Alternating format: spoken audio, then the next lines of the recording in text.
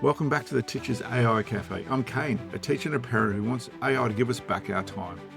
I share practical classroom-tested AI strategies to cut down your workload, improve your feedback and reduce stress so you can get your evenings back and be more present with your friends and family. No jargon, just actionable steps. Grab your mug. Now let's get going. Welcome back to today's episode. I do apologise if the audio quality isn't the best. I'm actually travelling away at the moment, so I'm recording this in Kingston, Canada, enjoying the lovely sights of the Northern Hemisphere. About to go out on the Thousand Islands boat tour, have a look around the islands there. So Canada's a pretty cool place, and we've covered a lot of it so far. But getting back to the podcast. Hopefully enjoyed the 2 episodes. I really enjoyed the last episode I did, which was the interview with a school leader, and lots of brilliant ideas and takeaways from that. And this sort of leads into what we're doing today. So today we're looking at how you can integrate things that you do every single day. We'll look at a couple of examples. I raised that because our previous 2 interviewees that I did, they talked about how they use ChatGPT essentially every day. I mean, hearing this more and more people are using different levels of complexity, but they're using it at some point every day, whether just do a proofreading, generate some ideas, bit of brainstorming, bit of feedback. So how has AI or OpenAI changed that? That is actually easiest for us to do. Easier that we can use other tools outside AI to actually use it within AI. And what we're talking about today is a thing called connectors. So connectors is what's been added into ChatGPT, and that's the platform I'm using as always. So the idea is you can now use external features and applications within your AI platform itself.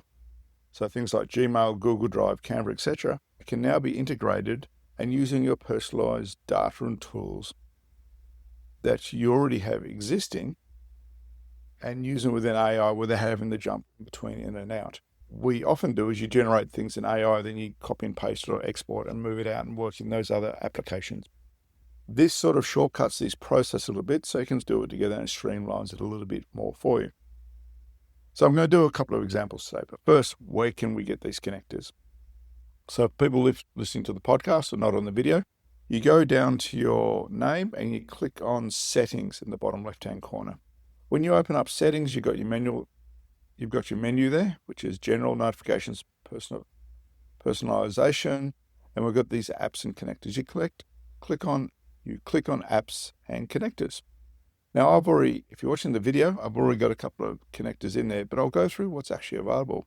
So there's apps you can actually connect directly to Coursera, Expedia, Figma, and Spotify.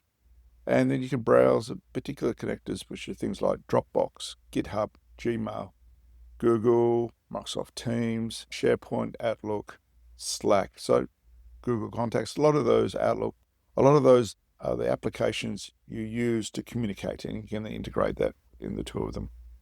The ones I've actually connected, I've just connected a few different ones. I've connected booking.com because I'm on holiday, so I can access my booking.com account and book things and find, say, accommodations or tours very quickly within AI. It's a lot more accurate just doing a general web search. I've connected Canva and I've connected my Google Drive. And the last one is Notion. The ones we're going to focus on today is actually Google Drive and Canva. I use Canva a lot. I think it's a very good resource. And Google Drive, obviously, I can store my files up there. And the advantage about this is that I don't have to go into my Google Drive and upload files. I don't have to, say, download from there and copy and paste them into ChatGPT to actually use these resources. I can access them directly. We're going to go through a couple of fairly quick examples. And these connectors are actually fairly new. They only came out in 2025. And I say these are essentially the first of these type that they've actually put into the system. I can imagine the ecosystem will grow over time. We'll get more connectors within that. So to enable connector, I should go through that. So we'll go into settings. And if I go connectors, and what can I join up? Do I still have a Dropbox? So you click on the connector. It'll bring up like a summary of what the details is, and you hit connect. And then it opens up, it'll connect to Dropbox, and then we'll log in using your details. In this case, I'm not going to connect my Dropbox. It'll then bring up your login window. It'll log in as normal. and then you'll have access to that within your actual app itself. And I've done this for the Google and the Canva. I've actually logged in. So I'll just go back here. Okay. I'll cancel that. So I don't want a Dropbox in there. And so it's a very quick and simple process, logging through. Normally it goes to the same login window that you normally do on your, say, your desktop computer or on your mobile phone. As a result, it needs to verify that you are you and you have permission to access those external providers or applications. So that means once we're in ChatGPT, you can automatically reference things like your emails, your calendar details, and usually they're shown within inline citations linking to the files or emails. And we're going to have a demonstration of that at the moment. The one I don't want to do a huge amount because I really want people just to get on there and have a bit of a play and see what it does. So on the screen here, I've got a brand new chat. I click on the plus button and I go down to add sources. And when I add sources appear, and I've got a drop down box on here, and I've activated Google Drive. I've left Notion. I've also got Connect Gmail, Google Calendar, and so on and so forth under there. Now, what I've got on my Google Drive, I've got a whole lot of Google Drive. Lots and lots of different folders there. They're all organized in the folders. So obviously they've all got a hierarchy in there. If you look in the video, I've got my files there. So we come back here. So what we're going to do, we're going to access a file. So what I'm going to type is, so I'm going to access one particular file, and on my Google Drive, access the file. And this file, I've just put in the file name, which is Artificial Intelligence Teaching Activities. And I'm just going to ask it to access. So I'm going to go processing, doing that. And now it's reading the documents, and I will chop this for the video that actually goes online. Let's come back and read. A copy of the Artificial Intelligence Teaching Activities has been found. It says Google Drive's presentation titled such and such, created 16th of July, or so 18th of July 2023. This file likely contains structured examples of lessons demonstrating how artificial intelligence can be, and actually gives you a link to the source. I can actually click on that, and on the link within OpenAI, and actually opens up my files. So for people watching the video, you can see the file I've got. It's a whole lot of different activities. In this case, it's a file with 33 activities in there about introducing AI in your classroom. A whole lot of different worksheets. But what I'm missing off this is I want an introduction slide deck. So I'm going to type a prompt in for the activity, create for me an introductory slide deck to introduce the topic to my students who are senior school students. There we go. Create an outline for me. So this I'm going to just in ChatGPT itself. It's actually processed at the moment. It's looking at the document, and if you want to see what's happening on the window, you can go check out the YouTube video. It's giving me slide 1, slide details, slide 2, artificial intelligence, short history of AI. So it's creating a whole series of slides with the title, subtitles, and teacher's notes within that. And this is pretty standard what we do in AI, and you can do this in all different platforms. But how do we get this from that into a slide deck? Now, I find at the moment creating, say, a PowerPoint, if I ask it to create a PowerPoint, spell it right, for this slide outline, this slide deck we'll put in there, and we'll do it. And why I have used OpenAI or ChatGPT and other platforms to create PowerPoints, till recently I haven't found them to be the best compared to other platforms. I use one called Gamma. I've mentioned it before. That makes really good PowerPoints. They look really pretty, a lot of consistency within that. And while I'm waiting for that to go, I'm just going to pause for a minute to create the PowerPoint, and I'll describe what it does, and I'll look at the alternative we can use using the connectors. What it's done here is just create a PowerPoint with all the dot points. It's people on the podcast. It is just a title and dot point text underneath. Really plain. I'd have to spend quite a bit of time improving that to be usable within my class. I have seen people use slides like this. You could use it in Go. Not very pretty, but obviously it's got the key information on there. But what we can do instead is we can go into our connectors. So within the same chat, hit on the plus button. I'm going to go the more at the bottom, and there's the option down there that says Canva. Now I'm going to ask again, Canva, create a slide deck of the line created above. And now what it's going to do is actually go into Canva within AI and generate alternate and different slide decks for me. And I'll usually come up with 4 or 5 slide decks. For people offline, what it's doing now, I've got the Canva images, thumbnails generating on my screen. And once again, I'm going to chop this here and wait till the slide decks come up. Okay, we're back. So that took about 2 minutes for it to generate. I will note at the bottom of the page is when it says Ask Anything, you can see Canva listed there.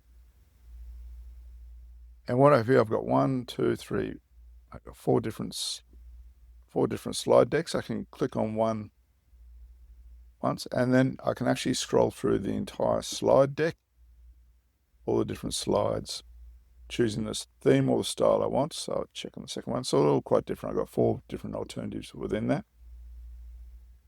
And you can open presentation, but it's giving me information at the bottom here. Your Canva slide deck has been created successfully. You can now open and edit directly in Canva using the link below. You can do that.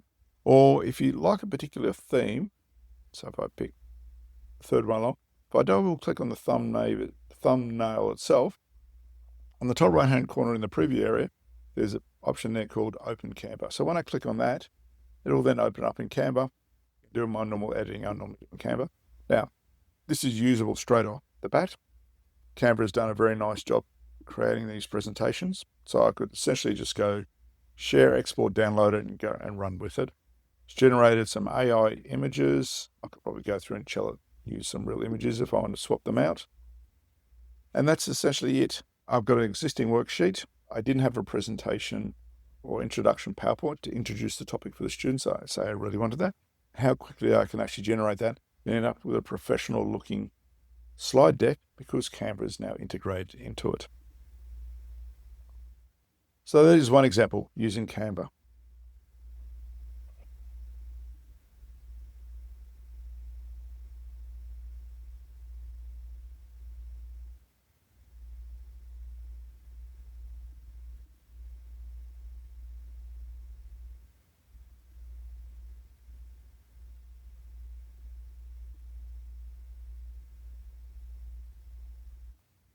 I'm now going to do a reverse of that. I'm actually going to take an existing resource and make some additional tools to actually support this.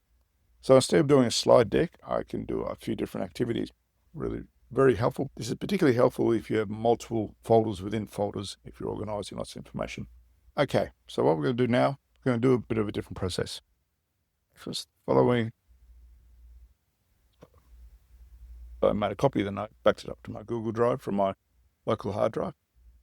And the advantage of the connector is it can actually search for all the different subfolders. I'm going to go add sources, my Google Drive, access on my Google Drive, a file, source analysis by source, version 1.pdf.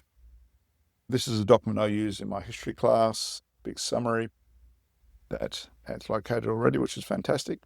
It's just a summary details, but people online, you can look at the YouTube video, I'll click into it here. It's a big table about different types of source analysis and their usefulness on there. It's really handy out the students to give that sort of basis. And what I want to do is create a sort of like a summary chart of the information from the, change the source, big camera again, from the document, create, summary.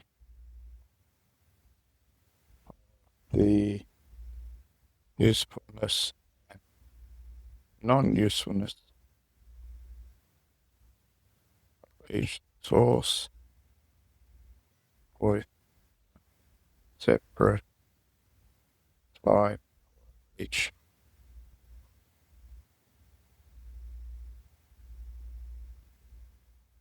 And the idea is I can put them in a slide deck format. They're quite large. I did try building palm cards, but it really didn't work particularly well. So I find I put on a slide deck and I just resize them. It works out much easier. I can export them like a JPEG and I can squash them down, put them on another document and then print them out much smaller and minimize them. So it's now generating Canva, the slide decks in there. And what is different from the first one is the first one we had a worksheet and we created an introduction slide deck on this there. This one we're creating some supporting resources for an existing handout that we're actually got. So instead of students doing their own, which I'd normally get them to do, you could create, say, this resource. You can even as a PowerPoint, you can export them as a PDF and actually use them as posters around your room. We're extracting information out that actually may be useful to your students in your classroom very quickly and easily. Once we finish this, we'll then do different activities. We'll make a close activity. I think we'll do that. Thing off the top of my head. Okay, I'll be back in a sec. We're back again. We've got 4 different styles options. We're going to click on one, look at the preview, and it's produced a really nice files here. Source analysis references. First one's diaries and letters. And for people online, I do recommend looking at it. It's giving me 4 squares of what it is for each one. It's extracted information out of my document. And it's created a general get in touch one at the back that I don't really need. And if I go open in Canva for that, I can then modify and change the slide deck and actually really like it. And it gives me all the pros and cons of these different sources. I might actually use this one. Looks quite good. I'll download that, a Canva, PDF. There we go. Okay, we'll close that out. So this document's already in our chat. So what I can do now is for this document, create, close, activity, cool. To check their knowledge on the different sources. And so close activities are really good to do in AI. Also good if you've got like a PowerPoint. You can then create a close activity or fill in the blanks for your slide decks as you go through. And it's created a slide deck for me. It's put in the origin and purpose. So it's actually picked the same points in there. Usefulness, origin, nature, and purpose within that. And it's created 7 different ones. So it covers the topics of things like diaries, posters, government records, photographs, newspapers, cartoons, speeches, and there's given me some extension activities. And what we can always do is create a solution to this activity.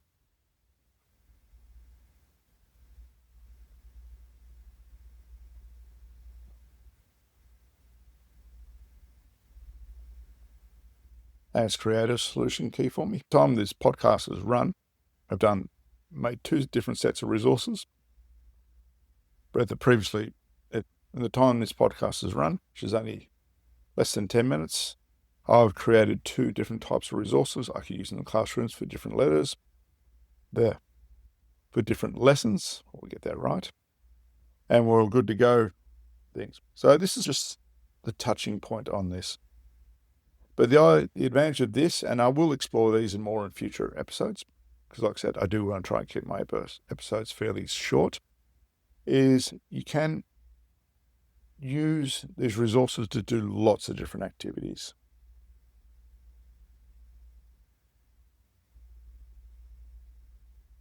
And things you might be able to do is, obviously, it allows you to design things like slides and graphics, things via the chat itself within ChatGPT.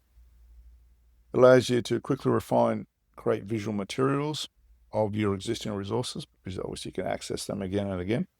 It allows you to access the same resource and create different outcomes. I've done here. I've created 2 different types of resources, referring to one file within Google Drive without having to actually go and access and modify it and work through it on another format.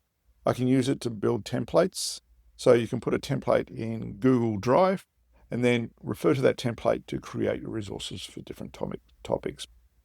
If I'm doing source analysis, I can then use a template of design saying, look, based on this template, point to that file in Google Drive, use this all the time and fill in the different content and create in Canva so it looks good and then export it.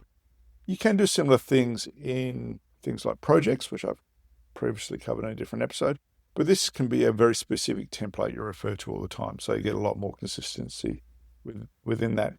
Like I said, you can access all your documents in there, even like student work. If you are a Google school, you can access student work in there to make adjustments, give them feedback, quick exam and grading feedback, assistance for your students in there. So anything you can put online, access directly, you can then do it.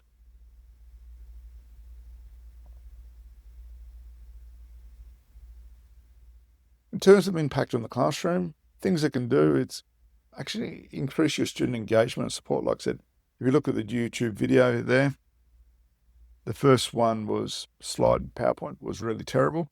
The one made by Canva is really good. So in cases, allows you to create those more engaging materials on there. It's timely and you can actually get things done very quickly. And like I said, as you're doing this, you're learning how to use AI more effectively, use more of the advanced tools. This is available on the free version, but there's not as many connectors in there at the moment. So if you want access to all the different apps that we've got available at the moment, you need to do the paid version on that. Obviously, some drawbacks with this, depending where you are in the world. OpenAI tends to roll out features at different rates in different parts of the world. So not every place in the world has access to it, but if you're in the old first world or the Western world, you tend to get access to all the resources fairly quickly for you. Privacy, data security may be a concern because obviously you are giving these models access to these files that you're going through. I have nothing on my Google Drive that I've got concerns about. It's all school resources. There's no personal details within there. And once again, you've always got to check the accuracy and verify what it's actually producing for you. Well, like I said, every model is getting better and better for that. As with everything you do here, use your experience and start with a goal in mind. So this is the file I want to do, this is what I want to produce. But you can get on and have a play. But like I said, if you're short on time, you can get straight into it. I've used a quick chat mode. I didn't use anything deep research. You can bring these files in there and use them to do deep research. So if you might get a Holocaust file about an event, you've only got a little bit of information. You can then tell it to do big, deep research on that document to get additional information and create more depth for you on that particular one. I'll do a separate episode on that as well. So essentially, these new connectors open up more possibilities about reducing the amount of busy work that we need to do and enhancing our instructional design materials that we actually use within the classroom. Because they allow you as a teacher and us to tap into our emails, calendars, documents. You can even build calendars out of it. And speaking like building on what the last person I interviewed, they can get students to build assessment calendars so they know where all different things are built in there. If you tie that into your calendar, a Google Calendar, say in Google Classroom, share that with your students, and then they can import that themselves so you can build it that way.